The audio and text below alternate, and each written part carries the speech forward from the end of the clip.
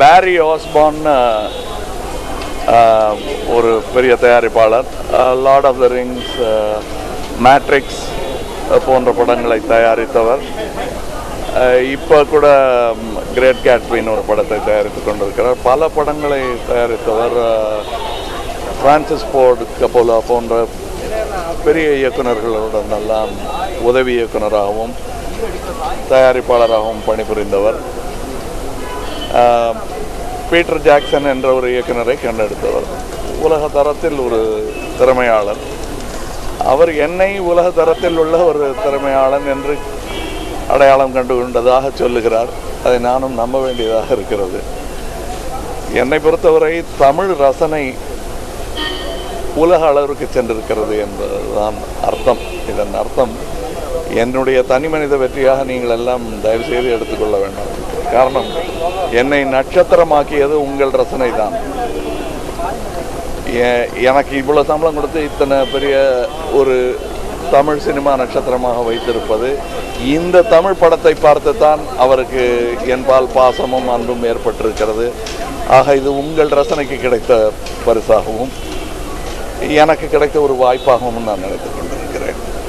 படம் என்னுடைய கதையாக இருக்க வேண்டும் என்று அவர் விரும்பியதால் என்னுடைய கதை ஒன்றை அவர் தேர்வு செய்திருக்கின்றார். அது கதை கருதான்.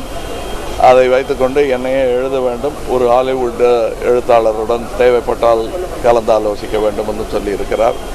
கண்டிப்பாக நான் நடிக்கிறேன் என்பது உறுதியாக இருக்கிறது. இயக்குனர் பதவியும் நானே செய்ய வேண்டுமா என்பதை யோசித்துக் கொண்டிருக்கிறேன். அவர் செய்தால் நன்றாக இருக்கும் என்று பேசிக்கொண்டிருக்கிறோம். இருவருமே சம அந்தஸ்துள்ள ஒரு கலைஞர்களாக அவர் என்னை நடத்துகிறார். மிகவும் சந்தோஷமாக இருக்கிறது. அதெல்லாம் இப்போ சொல்லக்கூடாதுங்க. ஏன்னா அவர் சொல்லுவார். அது வந்து அந்த மாதிரிலாம் இல்லைங்க. ஒரு வித்தியாசமான உலக தரத்தில் உள்ள கதை. பல நேரங்களில் கதை இந்தியாவில் நிகழும், சில நேரங்களில் இந்தியாவுக்கு வெளியில் நிகழும். நீங்கள் ஒன்று சொல்லுங்கள். ஒவ்வொரு படம் எடுக்கும்போது அவார்டை நினச்சிட்டு எடுக்க முடியுமா? உங்களை நினச்சிட்டு தான் எடுக்கணும். உங்களேன்னு சொல்லும்போது நான் பத்திரிகையாளர்களை மட்டும் சொல்லலை, மொத்த ரசிகர்களை சொல்லுங்கள்.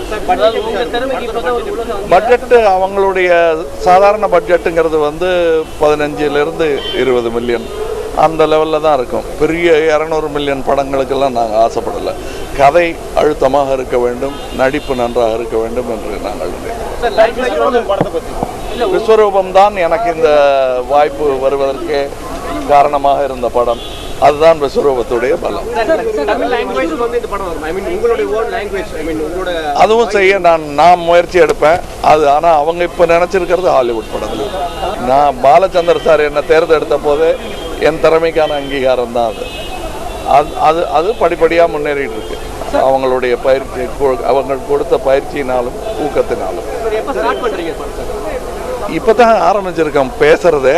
நம்ம தமிழ் சினிமா எடுக்கிறதுக்கே எவ்வளோ நேரம் ஆகுதுன்னு உங்களுக்கு தெரியும். அப்படியே கணக்கு வச்சுக்கங்களேன்.